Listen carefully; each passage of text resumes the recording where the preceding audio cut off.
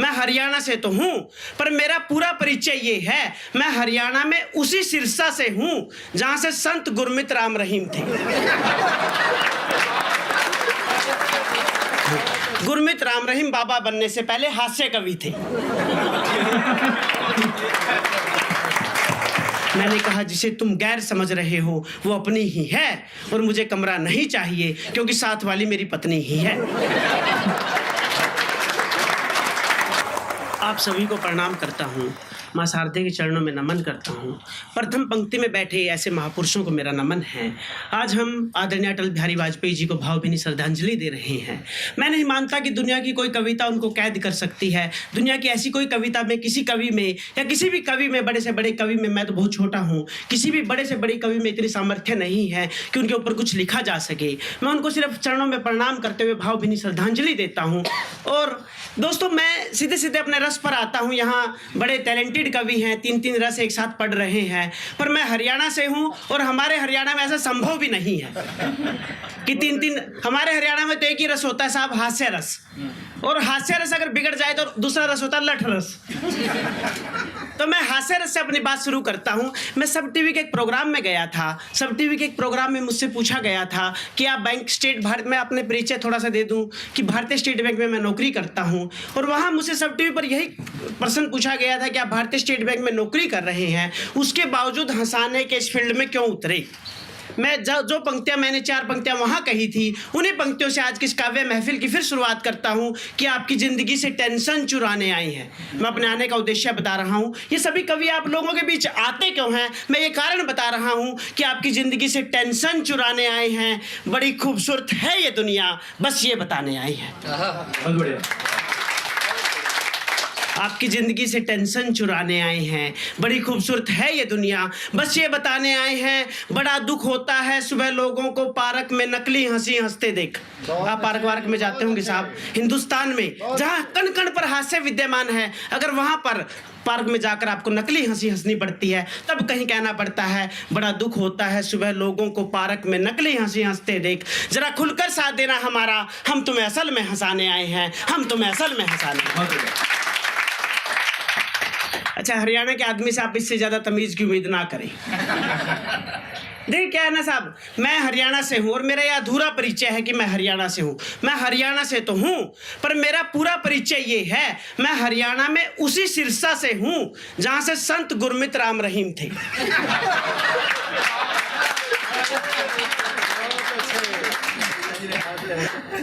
देखिए, अच्छा, लोग कहते हैं कि गुरमित राम रहीम ऐसे थे, वैसे थे, ये थे, वो थे, ऐसा करते थे, अपने झूठे डेरे में ना जाने क्या क्या करते थे।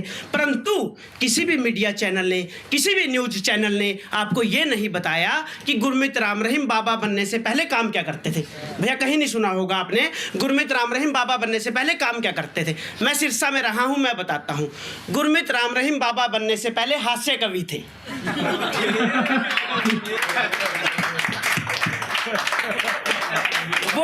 वो एक जगह परफॉर्म करने गए, वहां लोगों ने तालियां कम बजाई, तो हरियाणा सरकार का 10 साल बाद 300 करोड़ रुपए का नुकसान हुआ। आज वही गलती आप लोग कर रहे हैं।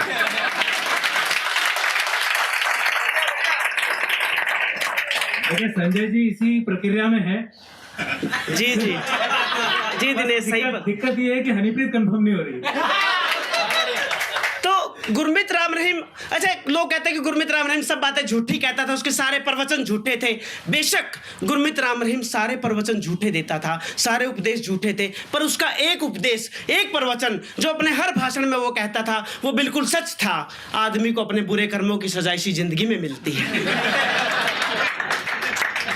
अच्छा, देखिए, जिस दिन 2 बजे दोपहर को ये फैसला आया, और जिस दिन हमारा ये फैसला आया, उस दिन, उसी से ठीक अगले दिन डोकलाम के साथ, जो चीन के साथ अपना डोकलाम विवाद चल रहा था, वो सुलझ गया। चीन ने अपनी सेना वापस हटा ली।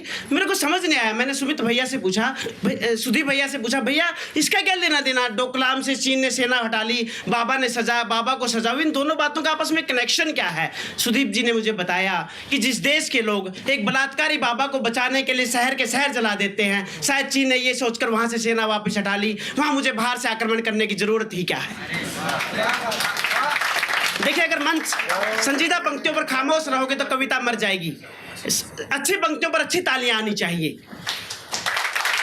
लेकिन मैं आपको असली कारण बताता हूं। इस राष्ट्रीय कवि संगम के मंच पर खड़ा होकर मैं उस दिन डोकलाम से चीन ने अपनी सेना वापस क्यों हटाई, मैं ये असली कारण बताता हूं।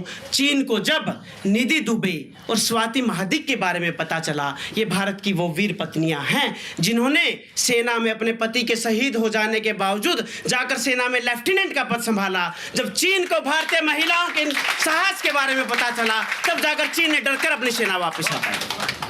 और महिलाएं तो वैसे भी साहसी होती हैं साहब। मेरे घर में भी एक निजी पत्नी है। बहुत बढ़िया। नहीं, आप महिलाओं से क्या ना बहस में नहीं जीत सकते। आप कुछ कर लीजिए। और मैं जितनी भी यहाँ महिलाएं बैठी हैं, जितनी भी शादीशुदा महिलाएं बैठी हैं, मैं बता दूं कि हम पति लोग बहुत ज़्यादा नहीं चाहते हैं, हमारी बहुत ज़्यादा उम्मीदें नहीं होती हैं। वह हुआ ये, संडे का दिन था, मैं मैच देख रहा था। मेरी पत्नी मेरे पास आई, बोली जी मैं बाजार जा रही हूँ, 4-5 घंटे लग जाएंगे, आपके लिए बाजार से कुछ लाना है क्या? मैंने कहा नहीं, मेरे लिए इतना ही काफ़ी है।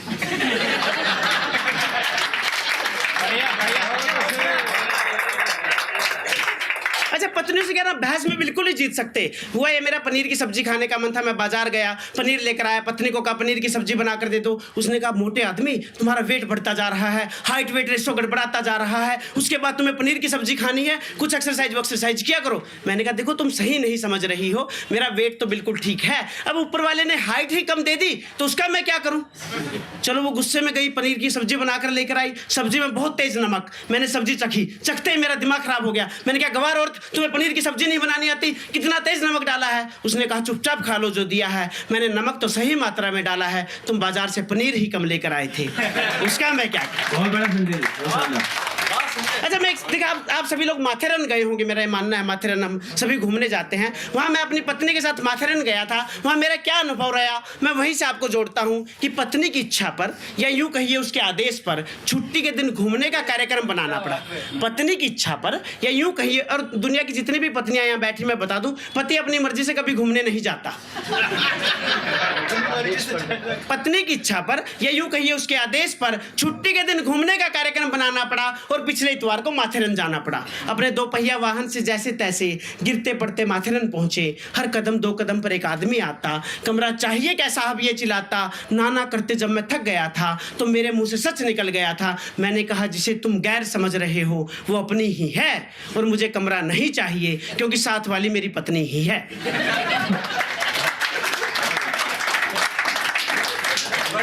खबर जंगल में लगी आग की तरह फैल गई। फिर किसी की कमरा तक पूछने की हिम्मत नहीं हुई, क्योंकि सभी जानते हैं शादीशुदा आदमी घर में ही कहां पत्नी से प्यार करता है, फिर बाहर पैसे खर्च करके करेगा। ऐसा बेवकूफ पति किसको कहां कौन मिलेगा।